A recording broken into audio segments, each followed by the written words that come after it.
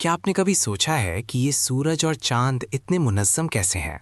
اللہ کی نشانیوں میں سورج اور چاند کی تابعداری پر غور کریں، جو خالق کی عظمت کا عکس ہے۔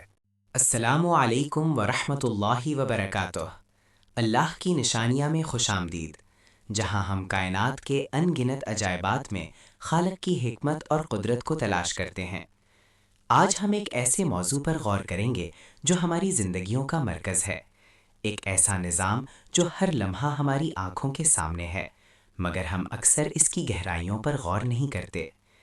آج ہم بات کریں گے سورج اور چاند کی تسخیر کی، اللہ کی ان عظیم نشانیوں کی جو ہر صبح اور ہر رات ہمارے سامنے اپنی عظمت کا پرچار کرتی ہیں۔ کیا آپ نے کبھی سوچا ہے کہ یہ عظیم الشان نظام، یہ بے عیب توازن، یہ زندگی بخش انرجی اور یہ وقت کی پیمائش کرنے والے فلکی کہ یہ عظیم الشان نظام، یہ بے عیب توازن، یہ زندگی بخش انرجی اور یہ وقت کی پیمائش کرنے والے فلکی اجسام خود بخود کیسے وجود میں آ گئے؟ کیا یہ محض اتفاق ہے یا اس کے پیچھے ایک عظیم الشان منصوبہ بندی اور ایک لاسانی حکمت کار فرما ہے؟ آئیے آج ہم انہی سوالات کے جوابات تلاش کریں اور اللہ کی ان نشانیوں میں چھپی گہرائیوں کو سمجھنے کی کوشش کریں۔ سب سے پہلے آئیے سورج کی بات کرتے ہیں۔ یہ ہماری کائنات کا ایک ایسا عظیم الشان ستارہ ہے جس کی حرارت اور روشنی کے بغیر زمین پر زندگی کا تصور بھی محال ہے۔ کیا آپ نے کبھی سوچا کہ سورج کا زمین سے فاصلہ اتنا درست کیوں ہے؟ اگر یہ تھوڑا قریب ہوتا تو زمین جل کر راکھ ہو جاتی، اور اگر تھوڑا دور ہوتا تو ہر چیز منجمد ہو جاتی۔ اس کا حجم، اس کی کشش ثقیل، اس کی توانائی کی پیداوار، ہر چیز اتنی متوازن ہے کہ یہ لاکھوں سال سے بغیر کسی کمی بیشی کے اپنا کام انجام دے رہا ہے۔ یہ سورج ہی ہے جو پودوں کو فوٹو سنتھسس کے ذریعے خوراک بنانے کی توانائی فراہم کرتا ہے، سمندروں سے پانی بخارات بنا کر بادلوں کی شکل دیتا ہے اور بارشوں کا سبب بنتا ہے، اور زمین کے موسم کو کنٹرول کرتا ہے۔ یہ سب کچھ محض ایک اتفاق کیسے ہو سکتا ہے؟ بعض لوگ کہتے ہیں کہ یہ سب قدرتی قوانین کے تحت ہو رہا ہے، لیکن سوال یہ ہے کہ یہ قوانین کس نے بنائے؟ کیا قوانین خود اپنے آپ کو بنا سکتے ہیں؟ کیا ایک کتاب خود اپنے آپ کو لکھ سکتی ہے؟ ہرگز نہیں۔ قوانین صرف کسی نظام کے کام کرنے کا طریقہ بیان کرتے ہیں، وہ نظام کو تخلیق نہیں کرتے۔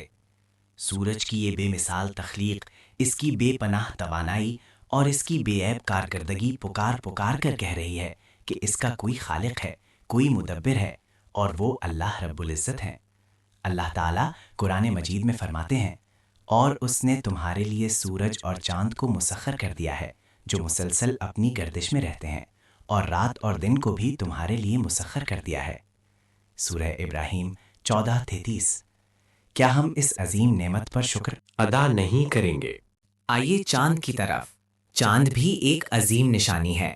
اس کی نرم روشنی رات کی تاریکی میں سکون کا باعث بنتی ہے، لیکن اس کا کردار صرف روشنی فراہم کرنا نہیں ہے۔ چاند کا زمین پر سب سے اہم اثر سمندروں میں مد و جزر کا پیدا کرنا ہے۔ یہ مد و جزر سمندری حیات کے لیے انتہائی ضروری ہے، اور اگر یہ نہ ہوتا تو سمندروں کا پانی گندا ہو جاتا اور سمندری نظام درہم برہم ہو جاتا۔ مزید یہ کہ چاند زمین کے محور کو مستحکم اٹپا ہے، جس کی وجہ سے زمین کا جھکاؤ مستقل رہتا ہے اور موسموں میں شدید اور غیر متوقع تبدیلیاں نہیں آتیں۔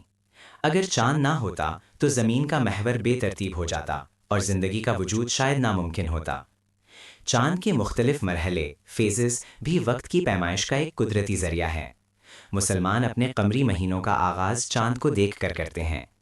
کیا یہ سب محض اتفاق ہے کہ ایک ایسا سیارہ جو زمین سے اتنا بڑا نہیں، لیکن اس کا فاصلہ، اس کی کشش ثقل اور اس کا مدار اتنا درست ہے کہ وہ ہماری زمین کو مستحکم رکھے اور سمندروں کو صاف کرے؟ کیا یہ سب کچھ خود بخود ہو گیا؟ کسی بے جان چیز میں اتنی ذہانت ہو سکتی ہے کہ وہ ایک پیچیدہ نظام کو ڈیزائن کر سکے؟ ہرگز نہیں۔ یہ ایک ایسی حکمت اور منصوبہ بندی کا شاہکار ہے جو صرف ایک علیم و حکیم ذات ہی کر سکتی ہے۔ اللہ تعالیٰ سورہ یونس میں فرماتے ہیں، وہی ہے جس نے سورج کو روشن بنایا اور چاند کو چمکتا نور، اور اس کے لیے منزلیں مقرر کیں تاکہ تم سالوں کی گنتی اور حساب معلوم کر سکو۔ سورہ یونس 10:5۔ یہ سب کچھ اللہ کی قدرت کی نشانیاں ہیں ان لوگوں کے لیے جو غور و فکر کرتے ہیں۔ سورج اور چاند کا یہ کامل نظام ہمیں دن اور رات کے حسین امتزاج کی طرف لے جاتا ہے۔ دن کام کاج اور سرگرمیوں کے لیے ہے، جبکہ رات آرام اور سکون کے لیے ہے۔ یہ ایک ایسا چکر ہے جو لاکھوں سال سے بغیر کسی تعطل کے جاری ہے۔ کیا آپ نے کبھی سوچا کہ اگر دن ہمیشہ رہتا یا رات ہمیشہ رہتی تو کیا ہوتا؟ زندگی کا تصور بھی محال ہو جاتا۔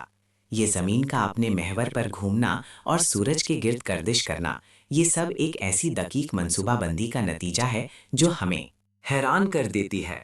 ہمارے جسموں میں بھی ایک قدرتی گھڑی بایولوجیکل کلاک موجود ہے جو دن اور رات کے اس چکر سے ہم آہنگ ہے۔ یہ ہمیں بتاتی ہے کہ کب جاگنا ہے اور کب سونا ہے۔ یہ ہم آہنگی، یہ توازن، یہ نظام و ضبط کیا محض ایک بے تراتی حادثے کا نتیجہ ہے؟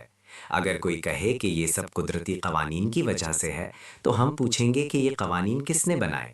کیا ایک گھڑی خود اپنے آپ کو بنا سکتی ہے اور پھر اپنے ہی قوانین کے تحت چل سکتی ہے؟ نہیں، ایک گھڑی کو بنانے ہوتا ہے اور اس کے چلنے کے اصول بنانے والا ہوتا ہے۔ سورج اور چاند کا یہ نظام، یہ دن اور رات کا چکر، ایک ایسی گھڑی ہے جو کسی انسان کے بس کی بات نہیں کہ وہ اسے بنا سکے۔ یہ صرف اللہ کی قدرت کا کرشمہ ہے۔ اللہ تعالیٰ قرآن مجید میں فرماتے ہیں، یقیناً رات اور دن کے بدلنے میں اور جو کچھ اللہ نے آسمانوں اور زمین میں پیدا کیا ہے ان سب میں نشانیاں ہیں ان لوگوں کے لیے جو پرہیزگار ہیں۔ سورہ یونس 106۔ یہ آیات ہمیں دعوت دیتی ہیں کہ ہم اپنی آنکھیں کھولیں اور کائنات کے ہر ذرے میں اللہ کی عظمت کو پہچانیں۔ اب ہم اس اہم نقطے پر آتے ہیں جو اکثر ملحدانہ سوچ رکھنے والے افراد پیش کرتے ہیں کہ یہ سب کچھ اتفاق سے یا ارتقائی عمل کے ذریعے خود بخود ہو گیا۔ ہم نے سورج اور چاند کی بے پناہ پیچیدگی اور ان کے نظام کی بے عیب درستگی کو دیکھا۔ کیا یہ ممکن ہے کہ ایک انتہائی پیچیدہ گھڑی جس کا ہر پرزہ ایک خاص مقصد کے لیے بنایا گیا ہو، خود بخود بغیر کسی بنانے والے کے وجود میں آ جائے؟ کیا ایک جدید ترین کمپیوٹر خود بخود بن سکتا ہے اور اپنی پروگرامنگ خود کر سکتا ہے؟ ہرگز نہیں۔ نہیں، یہ سب کچھ ایک ذہین ڈیزائنر اور ایک طاقتور خالق کے بغیر ممکن نہیں۔ قوانین فطرت صرف اس بات کی وضاحت کرتے ہیں کہ کوئی چیز کیسے کام کرتی ہے، نہ کہ اس بات کی کہ وہ کیسے وجود میں آئی۔ کشش ثقل کا قانون ہمیں بتاتا ہے کہ سیارے ایک دوسرے کو کیسے کھینچتے ہیں، لیکن یہ نہیں بتاتا کہ سیارے خود کیسے وجود میں آئے یا کشش ثقل کا قانون کس نے بنایا۔ یہ کہنا کہ یہ سب اتفاق سے ہو گیا، دراصل عقل اور منطق سے فرار ہے۔ یہ ایسے ہی ہے جیسے کوئی کہے کہ ایک بہت لائبریری جس میں لاکھوں کتابیں ہیں اور ہر کتاب میں علم و حکمت کی باتیں ہیں، وہ سب اتفاق سے بغیر کسی لکھنے والے کے خود بخود وجود میں آ گئیں۔ یہ ناممکن ہے۔ جب ایک چھوٹی سی چیز بغیر بنانے والے کے نہیں بن سکتی تو یہ عظیم کائنات، یہ سورج، یہ چاند، یہ ستارے، یہ کہکشاں، یہ زندگی، یہ سب کچھ کیسے بغیر کسی خالق کے وجود میں آ سکتا ہے؟ یہ ہر چیز ایک عظیم الشان، لاسانی اور بے عیب خالق کی گواہی دے رہی ہے، اور وہ خالق صرف اللہ رب العزت کی ذات ہے۔ ہم نے دیکھا کہ سورج اور چاند صرف آسمانی اجسام نہیں ہیں، بلکہ یہ اللہ کی قدرت، حکمت اور رحمت کی عظیم نشانیاں ہیں۔ ان کا ہر لمحے کا عمل، ان کا ہر طلوع و غروب، ان کا ہر چمکنا اور چھپنا ہمیں ایک ہی پیغام دے رہا ہے: تمہارا رب ایک ہے اور وہ ہر چیز پر قادر ہے۔ یہ ہمیں یہ بھی سکھاتا ہے کہ کس طرح اللہ نے ہمارے لیے ہر چیز کو مسخر کر دیا ہے تاکہ ہم اپنی زندگی کو بہترین طریقے سے گزار سکیں۔ یہ ہمیں شکر گزاری کا درس دیتا ہے کہ ہم بے شمار نعمتوں پر غور کریں جو اللہ نے ہمیں عطا کی ہیں۔ کیا ہم ان واضح نشانیوں کو دیکھنے کے بعد بھی اللہ کی عظمت کا انکار کر سکتے ہیں؟ کیا ہم ان نعمتوں کے بعد بھی غفلت کی نیند سوتے رہیں گے؟ ہرگز نہیں۔ ہر طلوع آفتاب اور ہر چاندنی رات ہمیں یاد دلاتی ہے کہ ہم ایک عظیم خالق کے بندے ہیں اور ہمیں اپنی زندگی اس کی مرضی کے مطابق گزارنی چاہیے۔ آئیے آج سے ہم ہر طلوع آفتاب اور ہر چاندنی رات کو صرف ایک قدرتی مظہر کے طور پر نہ دیکھیں، بلکہ اسے اللہ کی ایک عظیم نشانی کے طور پر دیکھیں۔ اس پر غور کریں، اس کی حکمت کو سمجھیں اور اپنے رب کی عظمت کے سامنے سر تسلیم خم کریں۔ یہ سورج اور چاند، یہ دن اور رات، یہ سب کچھ ہمیں دعوت دے رہا ہے کہ ہم اپنے خالق کو پہچانیں، اس کا شکر ادا کریں اور اس کی بندگی میں اپنی زندگی گزاریں، کیونکہ تم اپنے رب کی کون کون سی نعمتوں کو جھٹلاؤ گے۔ سورہ رحمان 55-13۔ اللہ ہمیں اپنی نشانیوں میں غور و فکر کرنے کی توفیق عطا فرمائے، آمین۔ اللہ کی تخلیقات میں اس کی مزید حیران کن نشانیوں کو دریافت کرنے کے لیے سبسکرائب کریں۔